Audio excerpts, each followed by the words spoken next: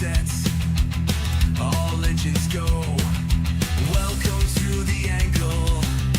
Let's start the show. Hold on tight. The stage is set. Dig in deep with no regrets. Red and green bars leading the way. Welcome to the angle. No time to delay.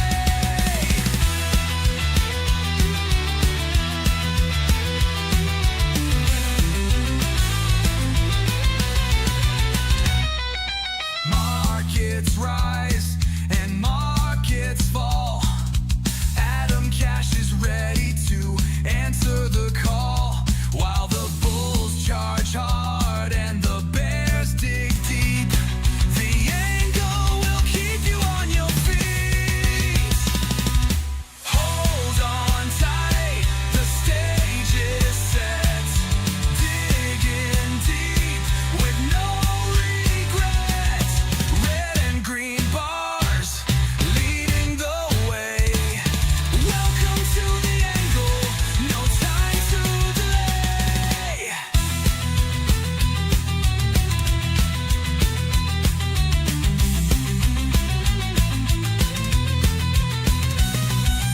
Cashing in on the highs and lows where the wind of fortune constantly blows.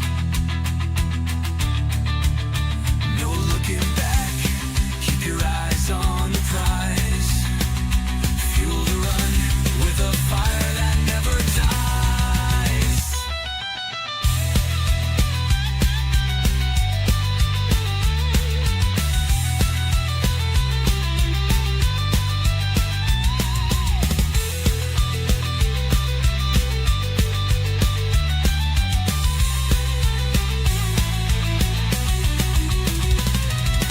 Hold on tight, the stage is set.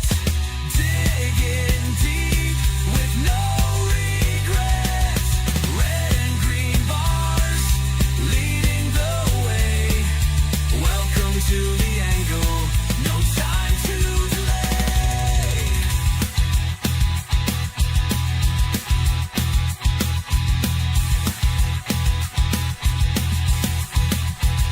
Good morning, everyone, and welcome to the most entertaining, intellectually stimulating financial podcast in the entire world. This is the Atomcash Angle, the show that flips the switch and floods the system with straight financial voltage. I'm Adam Cash, and I'm bringing you the firepower that your financial life may have been missing. Now, whether you're new to trading or a trading savant, I aim to turn complexity into clarity with a shot of adrenaline.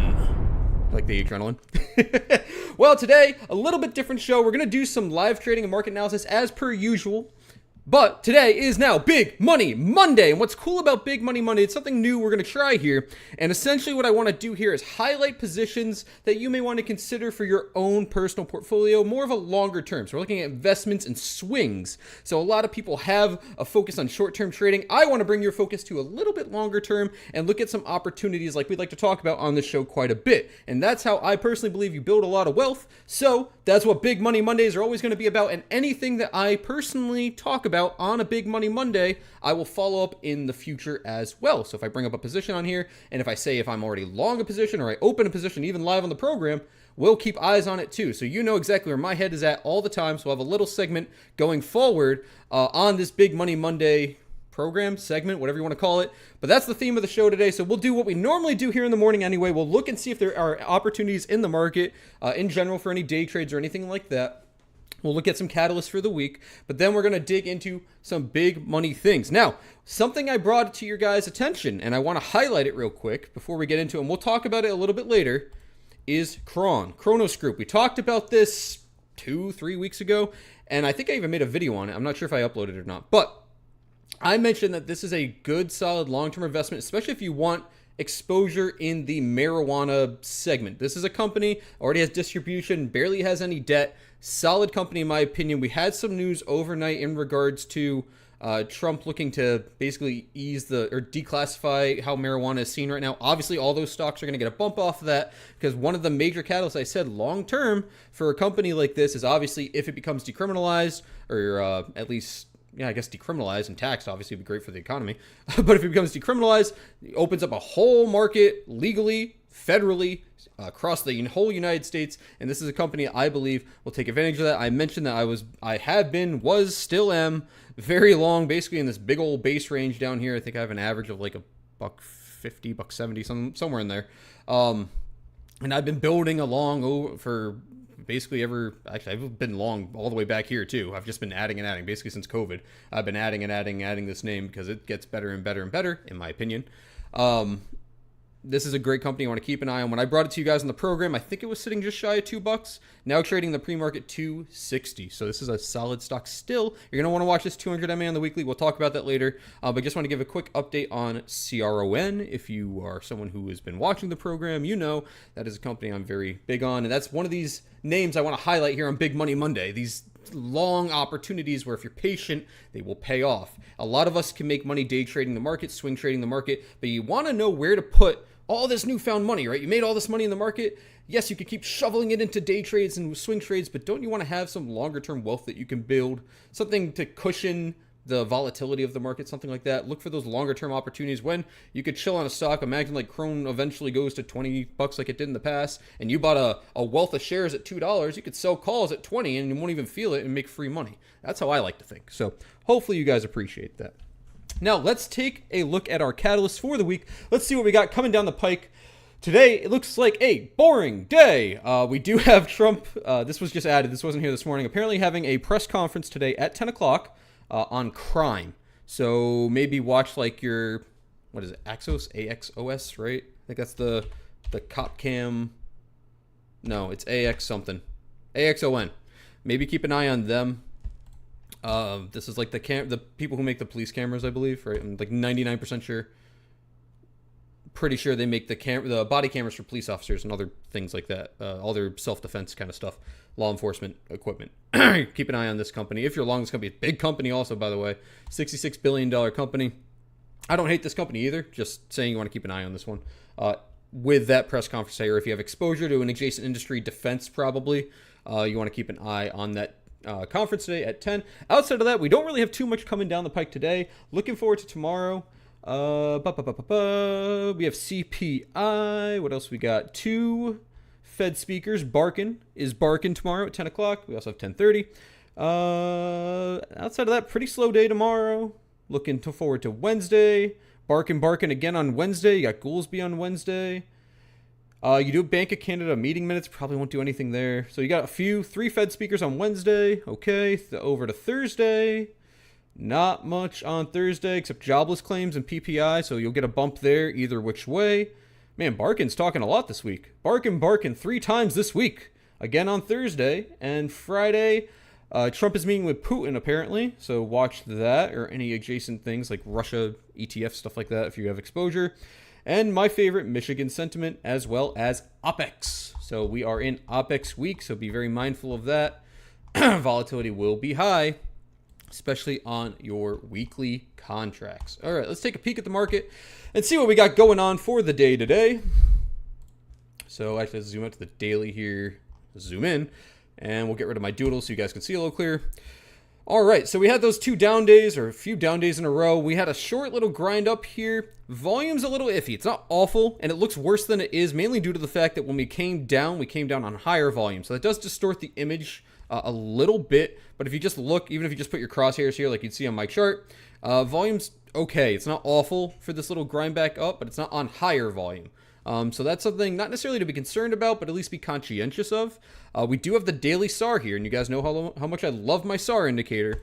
That daily SAR is sitting at 638.51. Now, I am still in the camp that we need a deeper pullback prior to getting another leg up.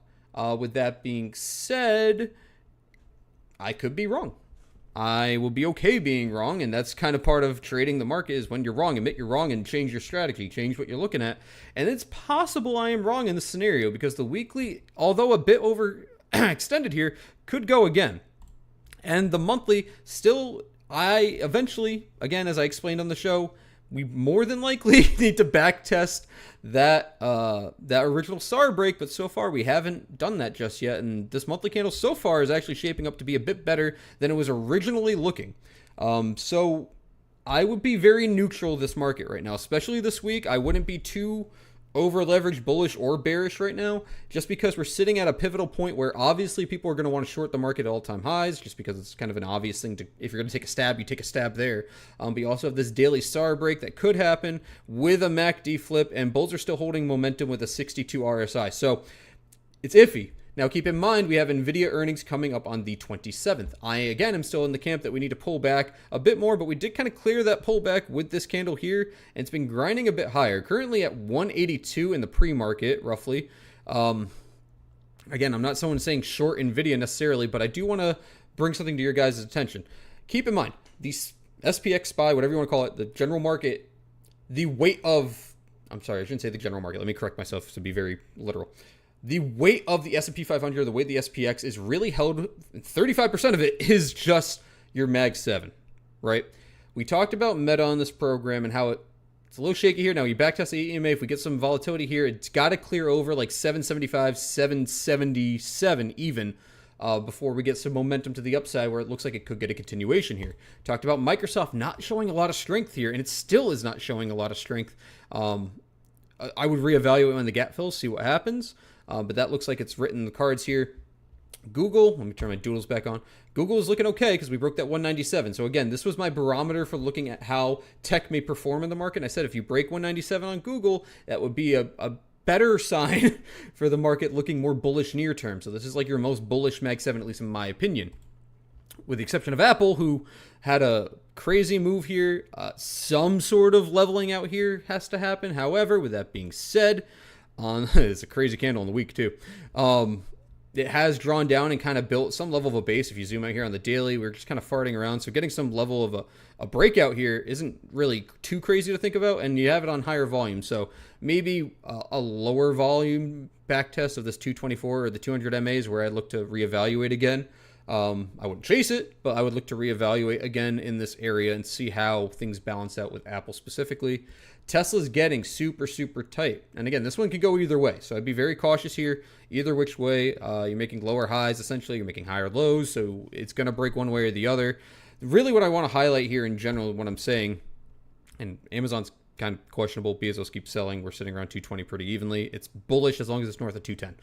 What I'm trying to highlight here before the market opens and before we get into NVIDIA earnings next week, I believe, right? 27th is, no, 2 weeks from now, is that many of these Mag 7 names are questionable territory. There's a bull case and a bear case. And a lot of times you could look at things both ways like that. And I'm not trying to foo-roo you guys, but there is an argument both ways here where I could see it going either way. It's not clearly bullish or clearly bearish. It is neutral where it could really go either way on a lot of these names. And that's the kind of environment you want to be very careful with, especially when you have basically two bigger catalysts. You have OPEX and you have NVIDIA earnings, which NVIDIA earnings may not sound like a massive catalyst, but that is your canary in the coal mine for tech, for growth, for AI. So how they report and what they do is going to weigh on the market. Not to mention, if they continue to grind up into earnings, you got to think of it this way, expectations are going to be even higher. So we're already expecting huge growth out of this company in general, because that's how it sustains this high evaluation. If it continues to grind higher and higher into earnings, the expectation at that point is going to be even more tremendous. You got to keep in mind, this is a $4 trillion, $5 trillion company, however much it is. And as it moves up, every dollar, I don't know how much it is. Someone can tell me in the chat if you want to figure it out, but every dollar is a massive amount of money. So getting higher and higher and higher puts it into an even steeper evaluation before earnings. All right, guys, we got a few seconds here until the market opens. I'm going to ask you twice. I normally ask you once now and once later in the stream. Do me a favor if you're watching with your 2 eyes, your 2 ears, wherever you are in the entire world. Do me a favor, like the stream, help support it, drop a comment, say hi in the chat. Good morning, Negum. I see you in the chat. Thanks for saying hey. Follow me wherever you are. I appreciate your support. Thanks for watching with me this morning. I hope you guys learned something here and you can take away something valuable from our show. And don't forget, once we get over to 500 subscribers over on YouTube, this will be an everyday show. So if you like the idea of that, do me a favor and go on, pop over to YouTube and drop a subscription. It's free. Or tell your friends. All right, market's opening. We're pretty flat here in the open. SPY's opening around the 637.58 area, currently under it. And keep in mind, we're near that all-time high. We're near that daily SAR, so there should be some level of resistance here in some degree. It's also a Monday morning and a Monday morning before OPEX. So in general, on Monday mornings, I tend to slow and hit the brakes more than I would on a normal morning. Here's why. Remember, the market is open every single day during the week. There's less time and less information the market has to digest, right, overnight. Something can happen, of course, but when you go from a Friday to a Monday, there's more time, there's more information, there's more people are going to feel a certain way about things before the market opens on Monday, and they're going to make their decisions, right? So Monday mornings, I tend to, me personally, you'll see higher IV, or I see higher IV if you're looking at 0DT options in comparison to like a normal, quote, quote, normal day. But you'll see typically wider price action on a Monday morning. So if you're seeing higher IV and wider price action, that doesn't really give you a lot of confidence, whether you're bullish or bearish, it doesn't matter. It doesn't give you a lot of confidence in either direction. So that's why I like to wait out. Typically, if I'm playing the SPY, and I keep saying the word typically because that is 9 times out of 10 what I do. If there's a rare opportunity to take it. But you want to wait out Monday mornings a lot of the time. Let volatility cool out. Let the market digest whatever news happened over the weekend. Let things cool off and go from there. But what you can do is prepare in the meanwhile. We can look at the market. We can look at our sectors. We see what's going on and start to build a game plan. I call this fishing in our Discord over at Exclusive Trading, where, and you see me do it on this program before, I'll say, if this, then this. If we tap this level, I go long. If we tap this level, I go short. And we may be nowhere near it. But that's the point where the risk to reward makes a lot of sense. So that's what I like to do, especially on a Monday. If we can fish, we will fish. But right now, we're pretty flat. We're tapping the red to green area. The Q is moving down a little bit. Conversely, you're seeing early signs of divergence again between the Qs and IWM. Now, IWM is still below our tattoo level. Remember, you've got it tattooed on your buy. That's why I say 223.32. That is the most important level in the IWM in the interim. Over that, you're bullish. Under that, you're bearish. Now, I will say, IWM has been consolidating here as we zoom in. This is a crazy candle here in the middle, but the last 5 trading days, including today, we basically be sitting pretty flat on this 220-ish area. Your MACD starting to curl here. Momentum has been sustained by the bulls. As I like to say, I don't look at RSI as overbought, oversold. I look at it as a momentum indicator. Over 54 is kind of like my magic number. If it's over 54, I like to say that things lean more bullish. Under that, it's questionable to neutral, and then obviously if you get to like 30s, you're bearish. So if we're over 54, which we're almost there on the daily, that tends to give me an idea that this could be an early sign of bulls holding momentum as they're sustaining this general price area, or this price level, I should say, with MACD curling over. So there's could be the early signs of a flip here, getting back to that tattoo level, but I don't want to front run it either. Remember, it's OPEX week, so you're going to see a lot of volatility. Things can look really good and just get shut down very quickly, so keep that in the back of your head. VIX right now near 16. Remember that 1775 still valid until this Friday when OPEX is over, I should say. VVIX up at 95 as well, so the volatility is a little bit higher when we open with a higher VIX, so we could see some reversion there with volatility. UVXY currently moving to the upside at the open here. NVIDIA shooting down at the open. We talked about Meta already. I mean, we talked about all of these, but so far looking at our big tech, moving to the downside so far in the early moments of the market. Ooh, all right, hello Tesla. Tesla said nope, and moved quickly over my 339.20 LOI. Good morning, Tom. Thanks for saying what's up in the chat. Let me check on... Okay, let's check on our sectors here real quick. Let's see where there's some strength, some weakness, etc. All right, guys, in the chat, if you know what I'm about to say, I'm looking at these 4 tickers up here. What does this look like to me? Who watches this program? I know Tom and Negum, you guys are here a lot of the times when I'm live. Anyone else? If I have a green XLU, if I have a green XLE, if I have a green XLP, and a red XOK, and I group them up here to make it super easy for you guys when you watch along, do you know what this means? Or I should say, do you know what this could be indicative of? Because we're still in the early mornings. It's Monday, so early signs of what this could mean, especially with the green VIX. Do we know? I'll give you guys a second because I know the stream's on a lag, so let me know in the chat if you know what this could be indicative of. Meanwhile, I'm going to go over the other sectors and we'll circle back to that. Right now, real estate is sitting pretty flat on the day. Materials up a little bit, got a little bump at the open, coming down now. Looks like you might have the start of a bullish trend on the day here for XLB. Industrials flat. Healthcare, nice move on healthcare here, up 0.75%. Look for this to carry some strength. If I remember correctly, yeah, it's been in a bit of a downtrend here, but it's looking like we might get a little bit of a mean reversion here on healthcare. It's got to happen sooner than later, though. Otherwise, ooh, look at this. Healthcare, so your XLV is sitting in a very interesting spot. You're right above the POC, basically a double bottom off the POC. You're getting real tight here with the 50 MA on the monthly. You're under the 200 on the weekly. This is interesting. This could be the start of a bigger downtrend in healthcare if not reversed out of... And remember, these ETFs move very slowly. I would give it 2 to 3 weeks and keep an eye on this. So basically give it the monthly candle of August, because it's essentially 3 weeks. So watch your XLV for the next 3 weeks. Keep an eye on that. It's a little shaky. Financials looking pretty good on the day so far, up 0.3%, looking like we're going to try to push to the upside here. Consumer discretionary, we saw Tesla made a nice move at the open here, and that's indicative of how the XLY is performing at this moment. And comm services also looking pretty solid. Negum guessed high volatility. That is not necessarily correct. Anyone else have a guess of what XLU, XLE, and XLP being green with a red XLK, again, could be indicative of? It's still early morning. This could change here in like literally 5 to 10 minutes. But what could this be the early signs of as we're starting our day here? I'll give it another minute. We'll pop back. I want to see if anyone else has any guesses. The market, pretty flat here in the open. Let's check out our IV on 0-day contracts right now. Get an idea of what we're looking like if they load. There we go.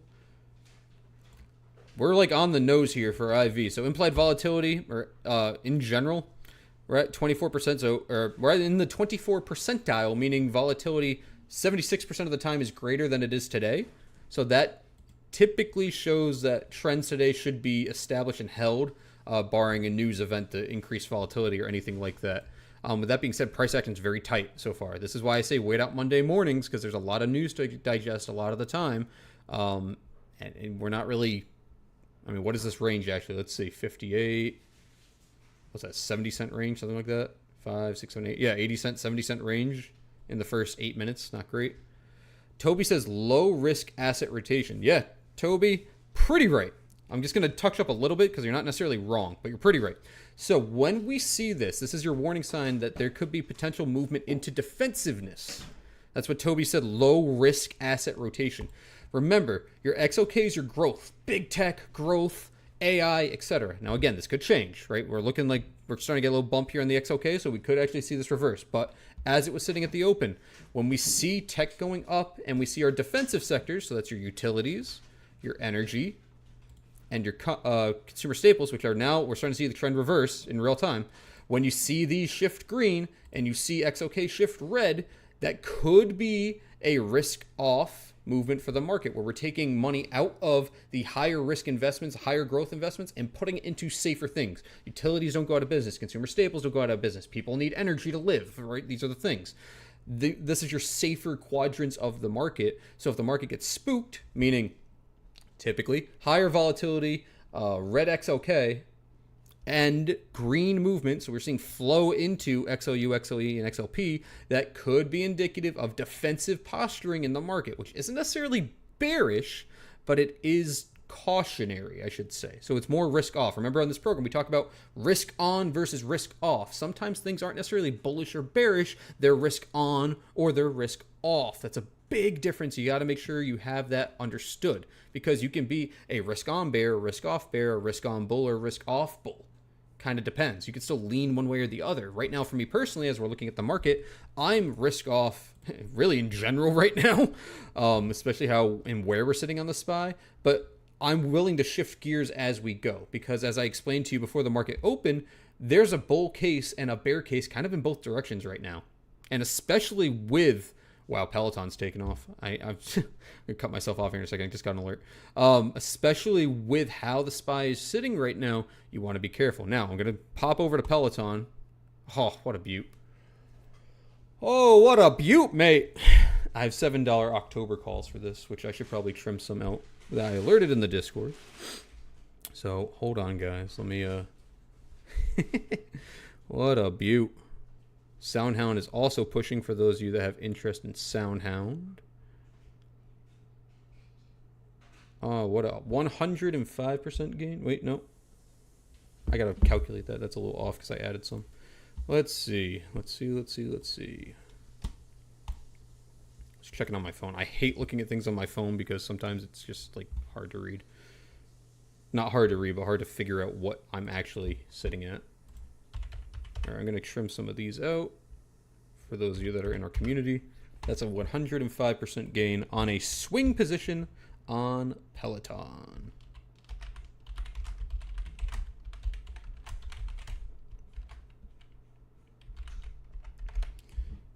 Bellissimo. Hey, Dad, if you're watching, that one's for you. Alrighty.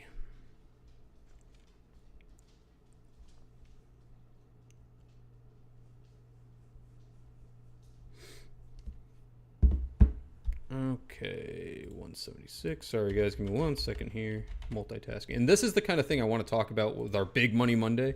I want to highlight these longer-term swing opportunities. For context, I alerted the swing in our community on 6/17. They're October swings. It's pretty bullish on Peloton as a whole. And now they worked out. It took till August. And I did trim some already, to be clear, but this is basically the move I was looking for. I was waiting to hit 850, essentially. Look at that. Beautiful. Broke the 200 MA, moved higher. Beautiful move. Looking for 883 and 954 next if we get there, which would be nice. These are like stretch targets for options. Equity. I'm also long Peloton and equity. If 1093 breaks, this could have a solid push. And these are the kind of opportunities I want to put on your radar for Big Money Monday, which we'll do in maybe in a few minutes here. If the market ends up being boring, we'll just roll into it, because right now this is looking boring. Let's see, this is looking a little more exciting. How's the IWM? All right, we'll give it a few minutes. We'll see. I don't believe, because I know we have Trump talking at 10, but that's mostly about crime. Oh, they just updated the name of the presser. It's now Trump presser on crime and homelessness. So they added the homelessness portion to the presser. If there's any stocks involving homelessness, I guess keep an eye on that. Home builders, maybe? I don't think. But maybe keep an eye on home builders, materials, maybe, unless maybe FEMA's going to build houses. I don't know. We'll see. We will see. All right, we'll take a zoom around one more time. We'll see how things look, and if not, we'll roll into our Big Money Monday. I've got a few names I want to highlight with you guys. Here's a little sneak peek right here. Baba Tilray 10B, Piton, which we just talked about, SEMR, and Kron. So these are some of these. I've got a few other names, and we might even do some live together, so I thought it'd be kind of fun. If you have names in the chat that you're interested in or you want me to kind of like look at as well, feel free to drop them in the chat. People in our community do this all the time. Shout out Marcel if you're watching, because he loves to drop me random tickers, and he's like, hey, man. The other day it was hey, can you take a look at this company? It was a diaper company. I was like, yeah, man, and we looked at it together. And sometimes you guys bring me some great stuff, and it might be a great trade. And other times it's a diaper company, which isn't bad, but, poop. Literally poop. So if you have names you want to drop in the chat, feel free to drop those, and we can take a peek here in a little bit. We're going to keep an eye on the market here just for a moment. We're sitting around this LOI here at 637.58. You could take a shot here on a short if you really wanted to. It's going to be scalpy, though. I personally wouldn't. The risk reward on this open, looking at the 1, looking at the 5-minute, and looking at our pre-market price action on a 0 DT especially is not great, to be honest with you guys. It more than likely is going to be a very tight range on the SPY today. So maybe if you're trading like futures, you can take advantage of some of these like quicker scalps. Otherwise, I'd be very careful on options. Just make sure if you do purchase, so buy to open options, you want to keep an eye on your IV. If this IV is south of like 16 and you're at the money, if you do buy 0 DTE options, you want to be south of, and again, at the money, you want to be south of like 15 for like decent risk to reward, at least in terms of IV, because if you're buying to open, you want that IV to move in your direction, not against you. And because price action's so tight today, you want to put as many things in your favor as you can if you do decide to still trade a 0-day option. Toby says Marcel dumpster diving at the daycare center. I'll tag him.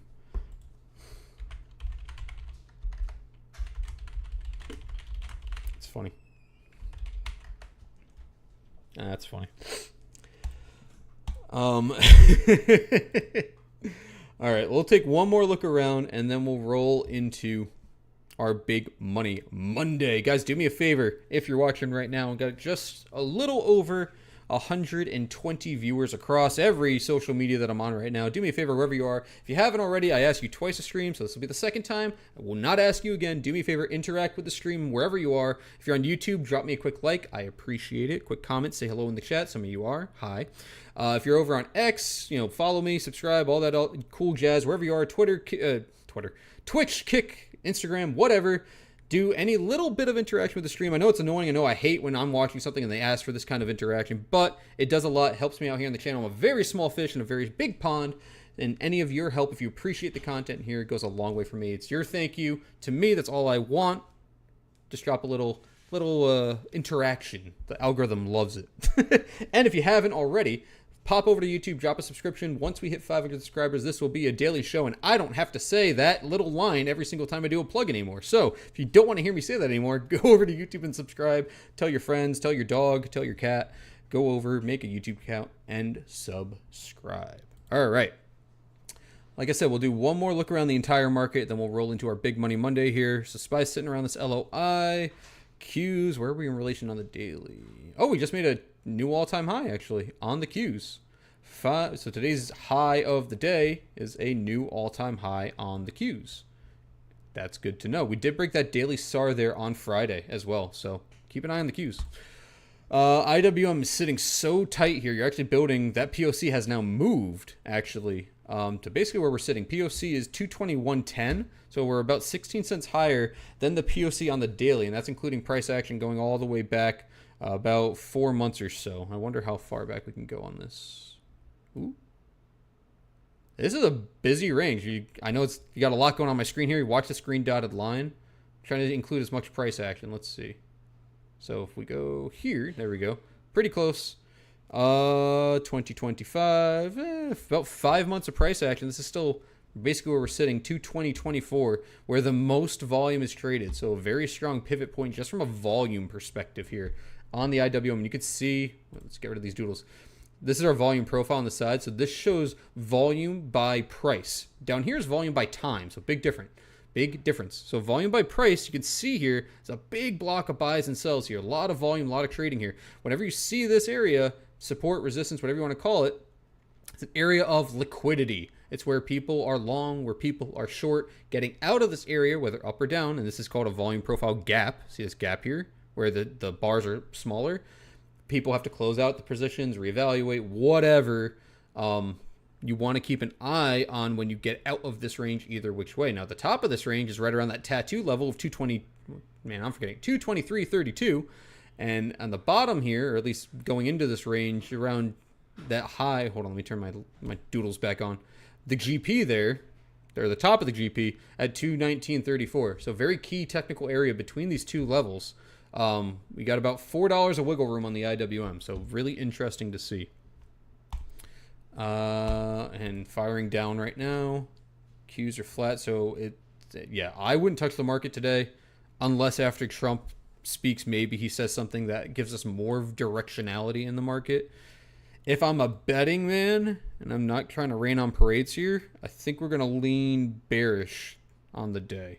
And what I'm trying to say is it's a hard call right now and more than likely neutral, so we're more than likely just going to ping pong around with not a lot of range unless Trump says something otherwise. But how this is sitting, unless there's a big tech name, Nvidia's moving, unless, bearish Meta, Microsoft it hasn't been great. Google needs to cool after that break. Apple realistically needs to cool in this range a bit, so you're not going to see a lot of bullishness out of Apple. You shouldn't see a lot of bullishness. Tesla's been holding up the ship pretty good. Amazon's flat-ish. I would lean bearish on the day, but again, when I say lean bearish, I'm risk-off. So I'd be a risk-off bear, meaning be very careful when I pick and choose when I'm going to take a position. But if I had to, it would be bearish, at least on the market, right? Individual stocks, completely different story.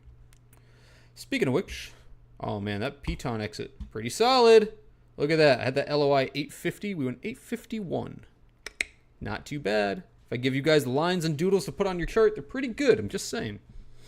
Now, let's get into our Big Money Monday.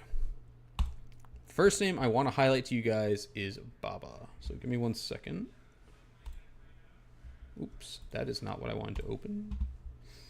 So a lot of these names I haven't necessarily... this is just one name I did a little bit of a dive in. But a lot of these names I haven't necessarily done a deeper dive in unless I'm already long for like fundamental reasons. So keep that in the back of your head. I'm looking mostly at technicals for the opportunities here. All right, so this is Baba and why I think Baba is a unique long position potentially for swing or equity investors. Now, sitting where Baba is really sitting right now, it's on this key or around this key LOI of 120.63. Now, you also have this downtrend established from, what is this, March?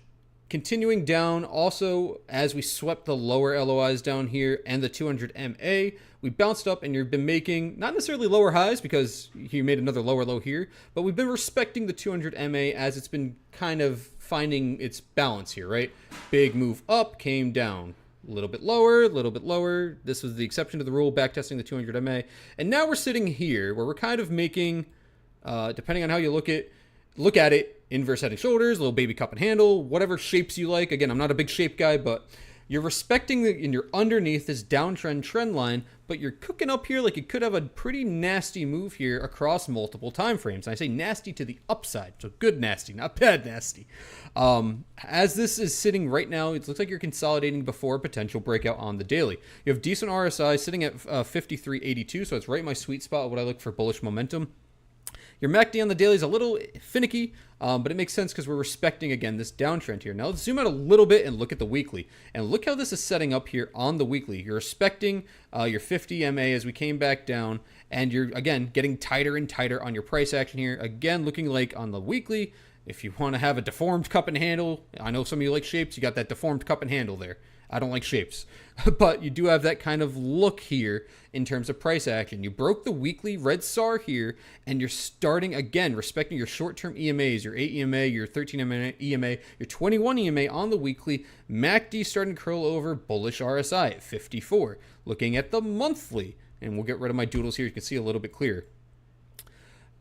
Big old bull, built a base, broke to the upside, cooling off, and that's basically, and I keep saying cup and handle because the essential point of a cup and handle, sell off, building a base, coming back, so having a false breakout, so to speak, this candle here on the month, breakout, coming back down and back testing, especially even your 8 EMA on the monthly, respecting your shorter term EMAs and MAs, bouncing and then going. And that's what I look like and what we're seeing, what we could see here on Baba here on the daily, weekly, and monthly. So this is a swing opportunity I'm not long on yet, but I'm very interested. Now, from a tech, we just talked about technicals and the opportunity here. Looking at the risk, yes, you do have this gap to the downside here. If you're structuring your trade carefully, whether it's equity or longer term, because again, I'm speaking in terms of longer term. I just highlighted a trade on Peloton I did that I alerted back, what was it, 2-3 months ago, and it's October contracts. So I bought 6 months of time. So for this trade to work out, I'm looking longer than 6 months. It could happen tomorrow,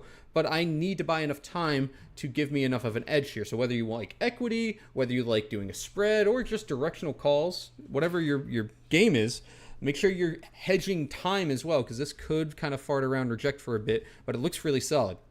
I will also put the caveat that I hate Chinese companies. I hate them, I hate them, I hate them, I hate them. But the exception to the rule is, if there was one, Baba, massive company, massive infrastructure. If you like that exposure, this is an interesting name to keep on watch. Now, this also could be a victim of tariff and Chinese tariff news, whatever, especially with how many products they produce and how large their footprint is. However, I love the risk to reward here if patient. This is a company where it's in kind of a sweet spot. And again, we zoom out here on the month. That monthly all-time POC is a lot lower. It's at 83. But if you're just comparing that to where we are right now, you're only at like a $30, $40 premium, whereas all-time highs are sitting up here at 303.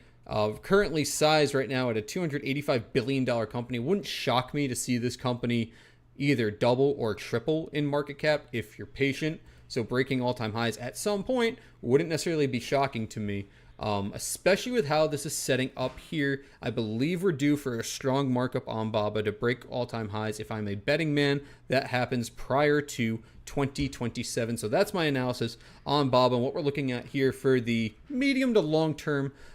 We looked at some of the risks. Again, technically speaking, you could have this gap fill come down here and backtest that 200 MA once again. But at that point, if that does happen on the daily, you can keep a super tight stop here. So again, depending on how you structure the trade, I think you have a fantastic opportunity on BABA as it sits right now. What do you guys think about BABA? Do you like it? Do you hate it? It's interesting to say the least. I think the way it's sitting right now could offer a really solid move, especially if you break this trend line and especially if you get over this localized high. I think you got a firecracker on your hand. This one's very gappy too. When it moves, it moves. The only thing I don't like Chinese companies because they could be finicky with their accounting sketch. I mean, it's a big thing. I really don't like. You saw Lunking Coffee or whatever it was. And there's a few other Chinese companies where they can just essentially lie. So that is a huge risk in itself. But from a technical standpoint, the way this is set up, I think offers a unique opportunity here for some exposure to one of the bigger names in the stock market that is not a United States-based company. I mean, the only other Chinese name I think I'd ever personally consider would probably be Tencent. Again, because of its massive size, I have to assume that they're not going to cook their books at that size. But hey, anything's possible. Before we keep going, let's pop back to the market here. Just make sure, yep, missing nothing. Q's just made a new all-time high, but not with a lot of fervorance is the word I want to use. And IWM's pretty flat. Volatility flat. All right, we're not missing anything, I promise you guys. Now, here's Tilray. Tilray's an interesting one. So I already gave you guys my spiel on Kronos Group. I think Kronos Group gives you a better risk to reward. So if you do want marijuana exposure in your portfolio, Kronos Group's the one. My opinion. If I was to put them in order. Kronos Group, Tilray, and Aurora Cannabis, which I don't have on the list, but we can look at that too. Those are like my top three. But I like Kronos Group because I made again, multitude of reasons. They don't have debt. They have good distribution. Tilray's different because also I think they dilute the hell out of their shareholders. What are we looking at in market cap? Let me make sure. Okay, they are the same size, so they're roughly the same size market cap. Tilray I don't like comparatively because I don't think they're as, how do I say this? Tilray will probably get a larger percent gain because it's more memey than Kronos Group. More people know Tilray, especially from the, what it go to $300, right? Zoom out here. Yeah, it went literally to $300 at its peak. So a lot of people are familiar with this name, and that does a lot, honestly. If you've never heard of a company, why would you trade it, right? So I don't love Tilray, but I did want to highlight it as a proxy marijuana trade. So if you're someone who wants to day trade or short swing trade, Tilray could give you interesting exposure, especially with like $1 calls. Like, I know it sounds stupid, but even on the weekly here, for whatever reason, if Tilray can move up, I mean, the weekly contracts are like 2-3 cents. Pretty risky, don't get me wrong. But if we move out here, let's go to, let's see, September. You can take a cheap stab for 8 cents that it's going to gain at least, what is that, 30 cents between now and then. That's a big gain, right? I know it doesn't sound like a lot, but that's a pretty big gain on Tilray.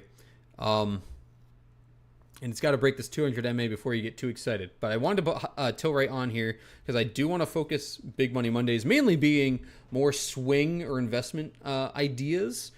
This could be your vehicle for day trading is what I'm getting at. I would personally wait to see if it breaks over 1 because that way you're at least playing with contracts that are closer to the money because this is going to be a higher IV trade.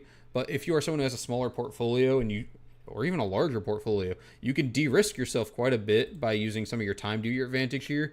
And yes, your percentage gains may not be as high, but these are cheap contracts. Like $1 March contracts are 20 cents. So you could even day trade these. These are up 50% from the close. So you could even day trade these if you really wanted to without running the risk of trading for pennies, right? Obviously, keep an eye on your Greeks, etc. So we'll get rid of Tilray. The other company I like, I forgot to say. So if you like wheat exposure, Canopy. This is your you might have heard of this one. This is like the big one, I guess, in Canada, if you want to say comparatively. Still under IPO price. Again, I prefer Kronos Group, and I'm staying long Kronos Group because if you compare side by side all your other weed names with Kronos Group, how Kronos Group is sitting and how their books are sitting and their previous partnerships, there's a better opportunity in my opinion. But this is another case of recognizable name, at least in my opinion. And you've built a little bit more of a base. So technically sitting, it's a little bit less aggressive than Tilray. Again, Tilray is very memey. But Canopy is also another one to consider if you want a different weed name in your basket here. If you did want to add them, they just had earnings. If I remember correctly, they weren't awful. And I'll be honest, I haven't checked up on this name in a little while.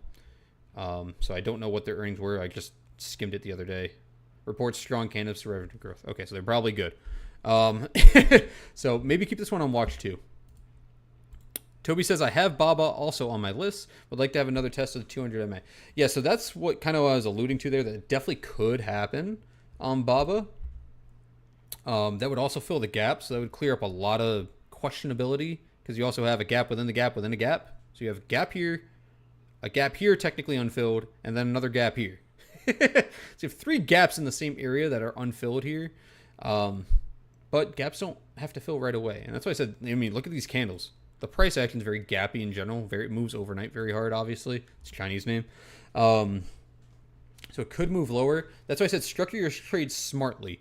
The way I'm looking at Bob and the way that my head's working, I'm thinking of starting to dip my toes in here because it could just take off where I have maybe a half size on. And then if we come down and tap the 200 MA, I can put on my other half and then put a stop somewhere down here at the localized low. That's kind of how my brain's working on that. So that way I have exposure, more than likely will mark up in my opinion. I think the odds are favoring it more than it's against it. However, actually, I think I saw this on the docket. Let me double check.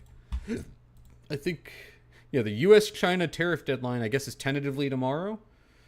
I don't know how true that is. I haven't, the stuff changes every day, so I'm not going to lie to you guys. I don't know how true that is, but it is on my news aggregator that the China U.S. tariff deadline's tomorrow, or maybe it was originally tomorrow, whatever. So something like that could obviously give it a hard push either way, especially the industry in which Baba operates. They sell a lot of cheap crap, right? Same thing with Pinduoduo. All right, here's another one. So this one's a very unique opportunity in 10B. I think they're SaaS. What are they? IT? Yeah. So I don't think this is on anyone's radar. It's a $3 billion company. This is a very unique opportunity on a company I don't think a lot of people have heard of. It's called Tenable Holdings. And establishing a position here, so be very clear, I'm already long at like 29.08. Establishing a position here with a very, very, very tight stop can lead you to a decent gain or decent money-making potential here in the mid to near term. So risking essentially a stop at 28.65, which is my personal position. I'm long at 29.08, risking a 28.65 stop on equity. I'm only risking, as you can see on my screen, a 43-cent drawdown or a 1.5% loss. And if we hit my 4th price target, which is all the way up here, that gives me a 15-to-1 risk to return ratio. Pretty solid. Looking at this company on the weekly and on the monthly, you're basically at the 52-week low. You're at a low that it hasn't been at since COVID. You're at the COVID low. It back tested it here in 2022, and that low is 28.80. So if you wanted to be a little bit more, what's the word, conservative? Actually, no, my stop's at 28.65, so I'm under that. So I put my stop personally, in case it gets swept, underneath this 5-year low, which is even pre-COVID, at 28.80. Understanding that, from a technical standpoint, it is catching a knife. It's starting to try to turn it around here, but you are catching a knife, to be abundantly clear. It's not a technically sound trade, right? It's not fantastic, but when you look at even the weekly doesn't look great. It doesn't look overtly bullish at all. And even the monthly, it's been bearish, but you're falling and you've got a lot of high volume here. So there's a lot of movement with money here in general. This is a probably a very counter trend trade that I've taken here on Tenable, and I like it a lot, mainly because of the risk, right? So we like to highlight low risk, high reward trades. This is one of those unique opportunities where you're sitting at, again, a 5-year low, which is something that's going to be on every algorithm's radar, even the 52-week low, whatever. That low is going to be so important, where computers are going to buy, etc., where you could take a pretty safe stab with some money here, even if you know nothing about the company. Nothing at all. Just from a technical standpoint, risking, again, a drawdown of 1, maybe 2%, depending on your entry here, and have a pretty okay return, even if you get up here to my third price target, and these are my price targets, 3103, 3237, 3269, and then near term, so these are closer term price targets, so I'm saying sub 6 months, 3569. Gives you a 22% return on equity here. Now, I'd be careful on options. If we look at the options chain in general, you don't really have a lot of open interest. So this is we're in OPEX week right now, and you do have some sitting here at 34 and 36, but in general, let's look at next month's options chain. It's pretty dry, as you can see here on the call and the put side. So I would be very cautious with options on this name, probably because you're going to have a really hard time getting in and out. There's low liquidity. But with equity on Tenable, I think you have a very solid risk to reward trade here where there's lower risk and higher reward. And that's the kind of trades you want to keep on your radar. Now, again, to be abundantly clear, this is catching a knife. It is risky at a hard fall off earnings, but you want to buy when people are scared. People have been scared, and now you're sitting down here where you're at, again, your 52-week low, your 5-week low, and you're building wicks. That's the other important thing here. You have a wick here, a wick here, a wick here, and a wick on today's daily candle. People are sweeping up. People are buying, at least in my opinion, what it looks like. People are buying, and this could be the early start here of a reversal. Now, it could come up to maybe like 29, just shy of 30, and just get shot to shit and die. Could happen, but that's why you have a stop on, and that's why you're playing equity, right? So this is a specific equity trade I like quite a bit for the risk to reward. Again, 15 to 1 risk to reward if we hit my price target here is phenomenal. Now, this may not happen overnight, but for the time frame that I'm looking at, again, around 6 months at the longest, this could be a stock that you want to keep on your radar. And again, if it overperforms, so it breaks out here, and by then the 200 MA is probably going to be around or under my near-term price target here. But if that breaks with some volatility here, we're burnt out on the monthly. We're going to be more than likely burnt out on the weekly. You've got a big volume gap here to get up to 38.30, $40, and then you've got a gap to fill up here in the low 40s. So you're talking about $15 potentially to the upside here in a year or so, sitting at 30. So that's a 50% gain on equity if you're patient within a year, and you're only risking 1 or 2% downside. That is fantastic risk to reward if you're patient. So that's my quick little analysis on Tenable. Let me know what you guys think. What do we think about Tenable? My water bottle overflowed. Not that any of you care. And I talk so much on this program, I need to get like an IV directly inserted into my vocal cords. This is a unique trade, like I said, from a risk reward standpoint. I run this program in our community exclusive trading called the Seed to Tree program, and this is one I alerted recently. And the Seed to Tree program is like a small account challenge, but done correctly. And this is one of those kinds of setups you want to look for, where you're at a low. You can even set up a screener for this, where you're at a drastic low, bad earnings or whatever, the market hates it, and if there's something there, again, even from a technical standpoint, where you can take a pretty solid risk here of only risking a few pennies, it's worth the risk in my opinion. Because if you're patient, it will work out. And if you're not, like per share, if this fails, I lose 43 cents. I'm sure you've lost 43 cents in a hole of your pocket before. Like, it's a no-brainer. And I risk to gain at least $6 per share, at least near term right here, 661 from my entry. So it's worth it to me. I think you should keep it on your radar. Negum says worth the risk. As you obviously know, I agree. Alrighty, let's see. So we talked about Baba, we talked about Tenable. I highlighted Piton. I'll just highlight it again. You are a little chasey here. We broke the 200 MA. We pushed a little higher here. You are chasey. If you do like this name, I'd wait for the back test of the 0.382 retracement. I am long equity. I am also long calls. Calls I'm trimmed out of pretty decently, and I'm way in the money. I have $7 calls. Way in the money, relatively speaking. So I've trimmed those out, so I'm not being too greedy here on Peloton in general. This is a hard move off earnings. They actually reported pretty decent earnings, cost-cutting measures, etc. They're looking to sell old equipment or get into the resale market, I should say. So this is a solid move here. 883 is probably my last take profit point for calls, unless I'm going to just keep some for fun if momentum's high. But more than likely, you're probably going to backtest this 784 area. So that's your 0.382 retracement. It's also where you saw a bit of a rejection here on the earnings candle, and then a little bit of a rejection here on Friday's candle. So tapping this LOI here at 850 and getting a bit of a back trace before bouncing and goes, that also allows your 8 EMA to catch up before potentially getting another leg here. And you're breaking out of a decently solid base as well. So this is one you want to keep an eye on, especially if you're like a day trader.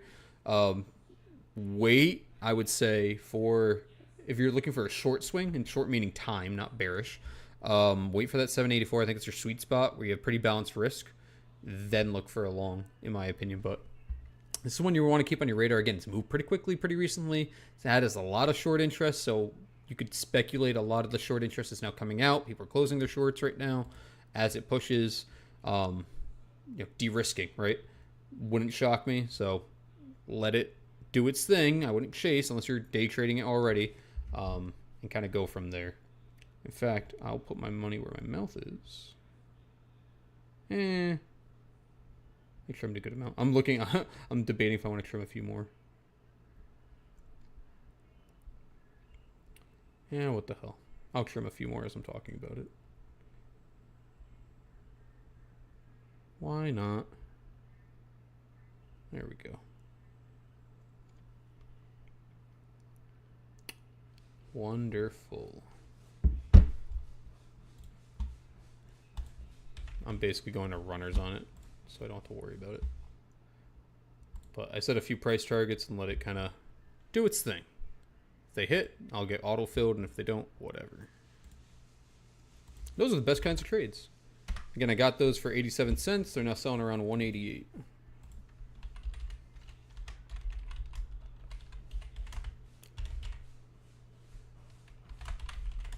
And if you want more of that kind of content, you can join our Discord over exclusive training. Links in the bio.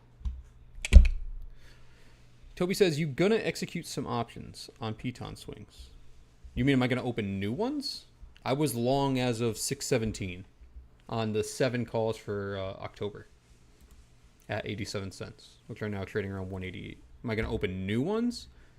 I would consider opening new ones depending on if we back test again that 784 area.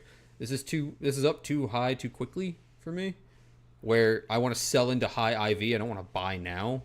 You had two over, what are they, 10% days or whatever in the last 2 days. IV's probably juiced on this without me even looking. Let's see. Bullshit. Sorry. IV percentile is no way it's 0. No way it's 0. Because if that was true, I'd be loading the boat. That's gotta be wrong. I'll come back tomorrow. This means that 0.38% of the time IV was lower. Okay. I doubt IV percentile is that low. That is insane. If that was the case, you should be buying to open a boatload of Peloton calls, because the IV on this one can skyrocket. I am not going to do that because I don't believe that to be accurate. I believe that to be some sort of glitch. But yeah, I would consider... Toby said no. What's it called again? On the expiration, take the shares at $7. I don't know what you're saying, Toby. Can you reiterate? Can I execute some options on Peloton swings? No. What's it called again? On expiration, take the getting assigned. That's what you're saying. So you're saying, all right, so what Toby's asking is, am I going to take an assignment on the shares? So when you buy a call option, remember, because we trade call options, we trade put options. When you buy a call option, it gives you the right, but not the obligation to purchase 100 shares at the call price. So in this case, I spent spent $87 per call, right? It's a $7 strike. So that means my break even is $7.87. I can do what Toby's asking is I can pay $700 per call to purchase shares of Peloton for $7 a share. My break even though, because you have to include the price I paid for the call, would be $7.87. So he's asking, would I get some shares? Correct me if I'm wrong, Toby. Would I take the assignment? Yeah, no, he's saying, yeah, whoops. It depends. So for me personally, I already had shares of Peloton, and I'm already long shares of Peloton, and I like my sizing. So for me personally, I wouldn't take the assignment, just because I already have exposure via equity, and I'm okay with it. If I didn't have exposure, it really depends, because what you could do. All right, so here's what I would personally do if I wanted to potentially take the assignment on a $7 call on Peloton. And I just happen to also have October $7 calls on Peloton that I bought, just happened to buy them around 87 cents, right? All theoretical. I would take profit here. I would wait for it to backtest, because you're going to get some IV crush on those contracts, and get back in around that 784 area. And at that point, I'm buying deep in the money. Well, not deep. I'm buying in the money by one strike, or two strikes technically. It'll be a lower cost basis, so I can realize some of those gains in the middle while I wait. And then I can balance how much I want to theoretically get assigned, or how much I want to take profit on, where it goes, etc. So that would give me a more balanced trade where I can realize the gain I already have, and then roll those gains theoretically into, I mean, it may not be cheaper, but depending on the time it takes to get there, what IV looks like, it's either going to be cheaper, the same price, maybe a little bit more expensive, roughly the same, but it'll give you the opportunity to reassess, because what could also happen is you could come back down and tap the 200 MA, which could happen. I have the 7061 LOI, so that could get swept as well. But if I wanted to take the assignment around 7, like I said, I'd take profit here at 850, and I would look to reestablish a new long around the 761-ish area, 784. And if I if I wanted to take an assignment, I would actually cut my time down, because then I'm just paying for time premium I don't really need theoretically if I'm like willing to buy at 7. So at that point, and this is just looking at contracts we have now. Let's say I go September 7s, right? I guess September's not much cheaper. I was gonna say September 7s right now are, we'll use the bid price 158, while your October 7s are 180, right? So I mean, I'm saving a little bit of money, but if I really was planning short term and I'm okay with an assignment, I could go 2 weeks out and buy the 7s. But at this point, you're not really saving much money, to be honest with you. I'm just looking at these prices. So I would just buy more time in that case. As I'm looking live, again, this can all change. That's why I said I don't believe this IV percentile to be correct. So your question's a very good question, but it's also a very nuanced question. It really, really depends on what we see.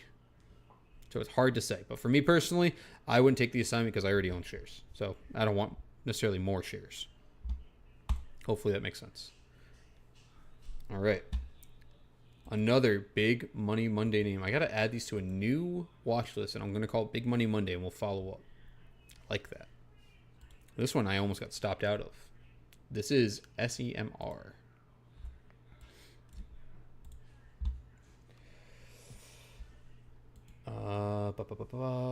Okay.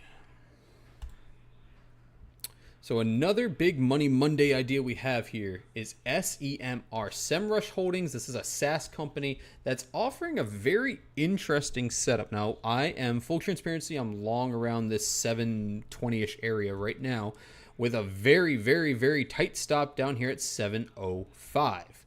Very tight stop. And why is that? Well, before we go anywhere, let's just zoom all the way out. The all-time low for this company is $7.08. We're trading at 723. Look at all these wicks. Wick. This is the monthly candles, right? Wick. Every time it gets down here, with the exception of this current candle so far, and the month isn't over, it has left a wick. Every single time it is not broken lower. These lows are 719, 716, 721, 725, 736. Every single time it has been bit up. Technically speaking, I said this within a prior video about Tenable. This is a knife catch. This is not clean technically at all. This looks like trash. It looks bearish here on the daily. They reported earnings. Bad reaction off of earnings. Broke this downtrend to the downside. Weekly, big old red candle. Broke the downtrend to the downside. on higher volume. Pretty bearish. Monthly. Bearish MACD falling on higher volume. It has actually been hated on for about 6 months. This 6 months ago was at $18. It was over 100% premium of its current price just 7 months ago. And that's a little bit of the risk you take when you're investing in it's not necessarily a small cap, it's a $1 billion company down here at this evaluation, so up here at $2 billion. But again, what I like about this and what could be an interesting opportunity here is because you're risking all-time lows here. And these are the kind of opportunities I want to highlight because these aren't necessarily bad companies, but they're companies that are vulnerable. And you want to be looking out for companies that are really vulnerable because they can offer you very tight risk to reward. In this scenario, again, with my entry being around 7.20 cents, something like that, I'm risking a 23-cent drawdown, and I put my stop under the all-time low. So you want to be careful. You want to put it necessarily at the all-time low or just like a penny or two. You want to go a few cents under. So me personally, I went at 7.05, and maybe I actually, now I'm thinking about it in real time, maybe I move it down to like 6.95 because maybe $7 as a whole number gets swept. Maybe 6.99 gets swept, right? So I don't necessarily want to get stopped out on that and then it goes whoop to the upside. But even if, right, I'm risking 23 cents drawdown here just to revert to my first price target of 781. Just the first price target before we hit any of these other ones I've got mapped out here. The very first price target, which mind you, price was at 3 days ago, would give me a 2.3 to 1 risk to return or risk to reward scenario. And again, if we manage to get all the way up here, roughly, where we were just 7 short months ago, I'm over 100% on equity on this name. This is a name where, again, it's not without its risk, but the risk is very small comparatively to other names where you're buying into high momentum trades or something like that. This is a name that has gotten beaten down, that had a pretty decent technical break. It is bearish on the daily. It is bearish on the weekly. It is bearish on the monthly. It looks like a bear is going to try to push its head underwater here and break those all-time lows, and it may. It could happen, right? But risking 3% drawdown, 2% drawdown, a few cents here is well worth the risk if the bulls can step in, if the bulls defend that all-time low. You have a very attractive reversal trade here, and some of these names of equity that I like highlighting are these names that you could hold on and not worry about, right? This reverses out, it gets up to $11. The fluctuations aren't going to matter to you. You're going to be losing pennies or whatever every other day, but you can patiently wait and see it slowly reverse to the upside here if you're a long-term investor. Now, this is a SaaS company. Not everyone loves them, so make sure you do a little bit of your due diligence before diving into this name. But even from a technical basis, it's garbage, right? It's not good from a technical basis, but from a dollar and cents basis, this is a good risk to return opportunity here on SEMrush, simply due to the fact that if you establish a very, very, very tight stop, you're risking all-time lows. The price would never have been lower in the 4 years that this was on the stock market. So that's why I like SEMrush from a risk to return ratio perspective. So not necessarily from a technical basis by any means, which is how I typically trade. But when you're talking about dollars and cents, it makes a lot of sense to take a stab here, because I'm sure there's lots of other risk you guys have taken in the market. I know I have, where the risk is much higher and you don't have as much potential at a decent reward. And I think the potential in SEMrush here is very high if you're patient and if you have the appropriate stop on SEMrush. What do you guys think? What do you think about SEMrush? This is one that I've longed a few times and I've made money on, and I think I had one loss on SEMrush equity before. Risky, right? But similar to Tenable, you're sitting at a key, like something I learned a while ago is to be a bottom feeder. Like with the stock market, you want to find the crap and buy it when it sucks and no one likes it. I don't know if Exclusive is watching or X is watching, but he bought Hood. You guys know Hood, Robin Hood? And he made it public on his X. He bought it somewhere in here, right? Like $6, whatever, $5 or whatever it was, $6-7 or whatever. And it's at 116. Like, you got to buy when the market hates it, everyone's dogging on it, bad earnings, whatever. But the risk to return makes a lot of sense, especially if they're a strong brand. That's why I liked Bumble, for example. That's why I liked Match. Those are strong brands. Hood was a strong brand, and now it's trading at all-time highs.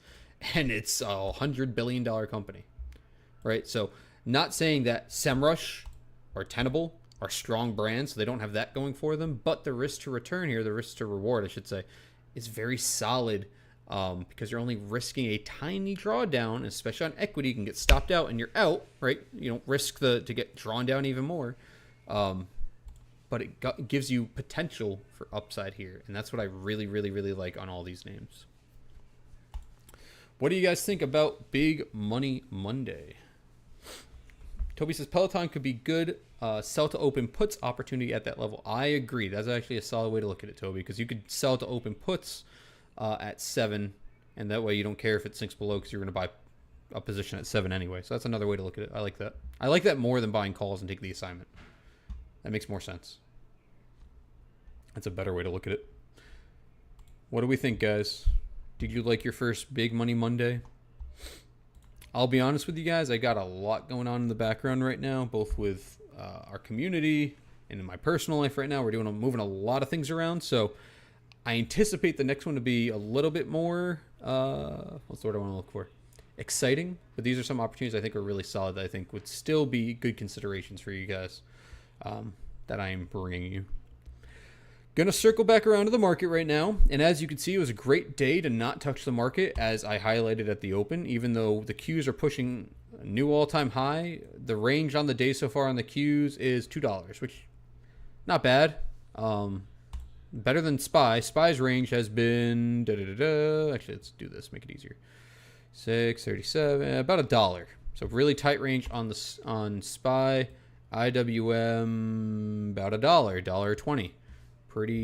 Pretty slow day, volatility, just kind of chopping sideways. This is a day you more than likely want to stay away from the market. And when I say stay away from the market, I mean trading the indexes. I alluded to that very early on in the morning at like 9:37. You probably don't want to touch 0 days at all. I wouldn't. This is not conducive for profit making, either on the buy or the sell side. It really isn't, unless you're really top ticking or bottom ticking. It's not going to be a fun time. If you trade futures, that could be a good opportunity where you could scalp. But I really be hands off with 0 DTEs, unless, again, there's a key opportunity at a key price level that you love. By all means, do your thing. Neegum dropping a heart, and Toby saying, yeah, I like it. NVIDIA's at a new all-time high. Ooh.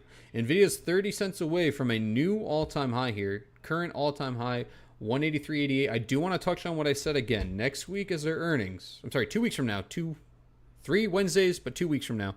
The 27th is NVIDIA's earnings. I want to remind you guys 2 things. One, I am in the camp, and I've been in the camp, that I think NVIDIA would touch 200 before September. I think I said that a month or 2 ago, back when we were like over here, maybe 3 months ago, 3 months ago, whatever it was. After we broke 141, I was like, okay, we're probably hitting 200 before September. Now we're here. We're not there yet, but we're pretty damn close. I want to highlight and remind you, as we approach earnings, as NVIDIA continues to move up, the expectations for them to blow it out of the water are going to be that much higher. I still think they'll report fantastic earnings. I think their earnings are going to be fairly good. I think what they say will be good. I think they're going to beat all their expectations that they've set for themselves.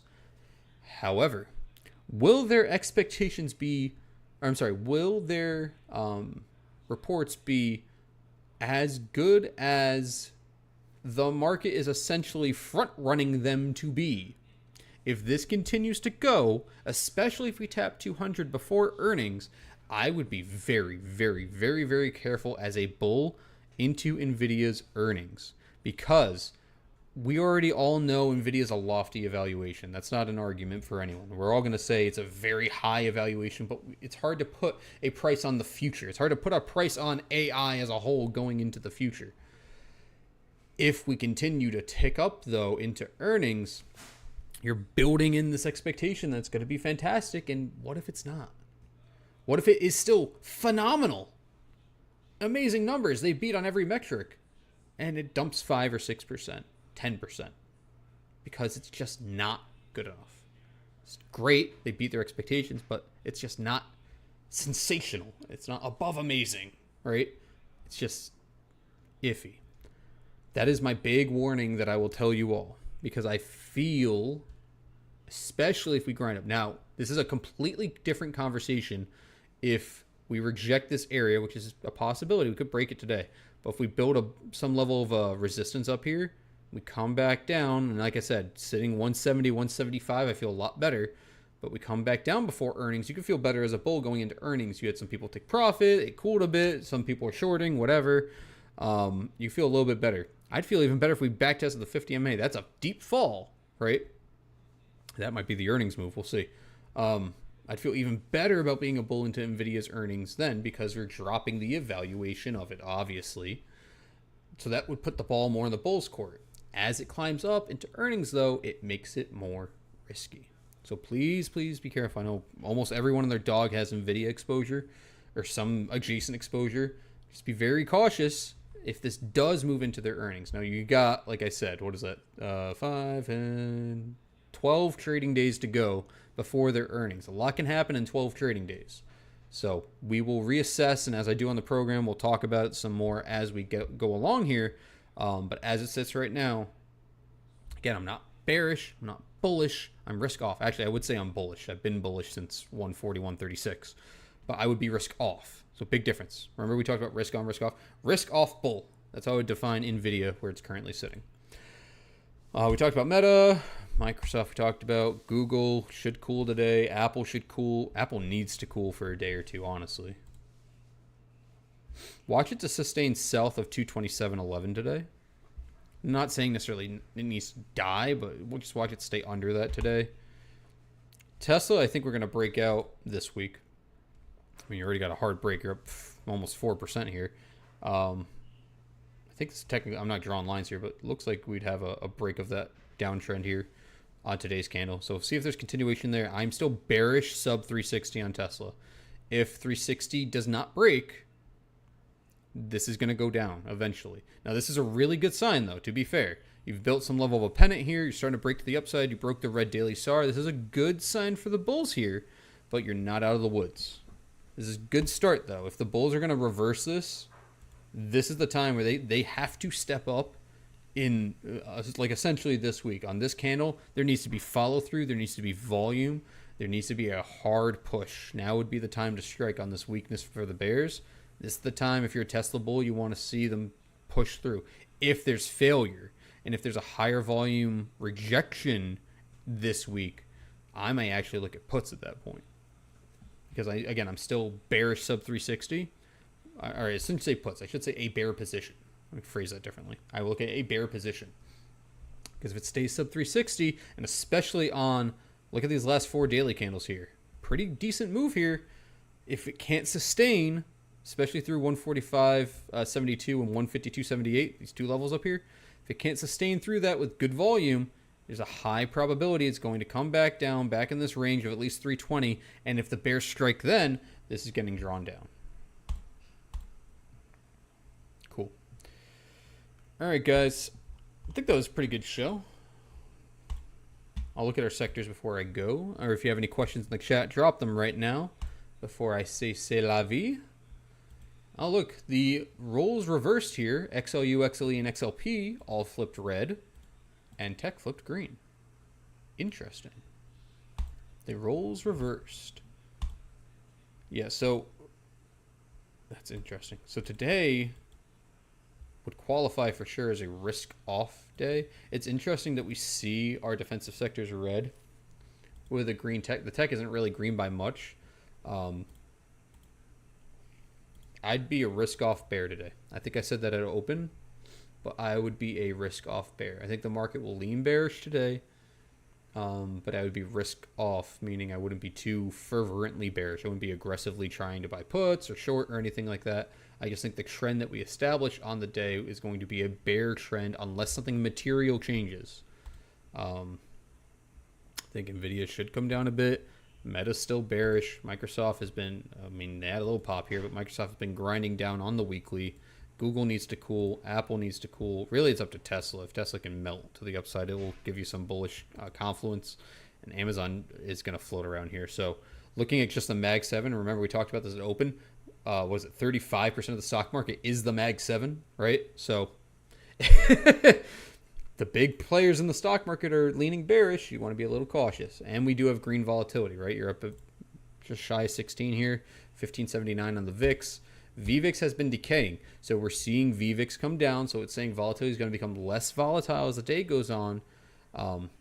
Conversely, volatility is also condensed a little bit, but I would actually watch. So here's going to be your real strong sign that the market would actually move a little bit more aggressively bearish today is if you break the lows on SPY, you break basically your POC on the Qs, so around this like 575 area.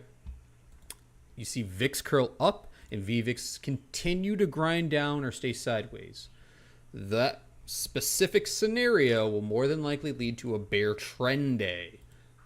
Still be risk off, but we would just trend slowly to the downside. I will remind you before I go, this week is an OPEX week, right?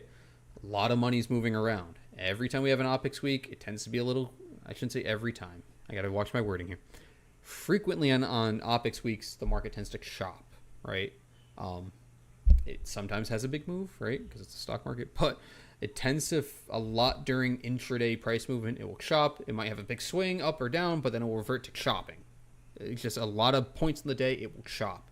So you want to be very careful this week, especially on the indexes if you do decide to trade the indexes, or if you're a futures trader, like I said, scalping is probably going to be your best bet versus a longer hold, especially when you're on margin like you are in futures. Anyway, guys, that's going to wrap it up for me today. I hope you enjoyed the show. If you haven't already, again, drop a quick interaction with the stream, a like, a share, a comment, wherever you are. We'll probably do another 1 or 2 this week. I haven't announced them just yet, so if you haven't already, go follow me on X. The link is, or not the link, but my name's over there all the way at the end. It's at Atomcash. Go ahead and follow me on there. I'll put an announcement out later today. Or if you follow me or subscribed on YouTube, if you go back to hit the live section, it'll say upcoming, and I'll tell you when the next stream is. We'll do some later this week. We'll probably get that out later today. It just kind of depends on a few things that are completely out of my control. So I will try to do another 1 or 2 shows this week, but again, really depends on things that are completely outside of my control, which I won't know more about until later today. So with that being said, some say you'll need an edge to trade. Well, I like to look at things from a different angle, and that's always what you'll get right here on the Atomcash angle. Guys, I hope you have a great rest of your day. Trade smart, and remember, precision beats prediction every damn time. I'll see you soon. The time has passed, and that's a wrap.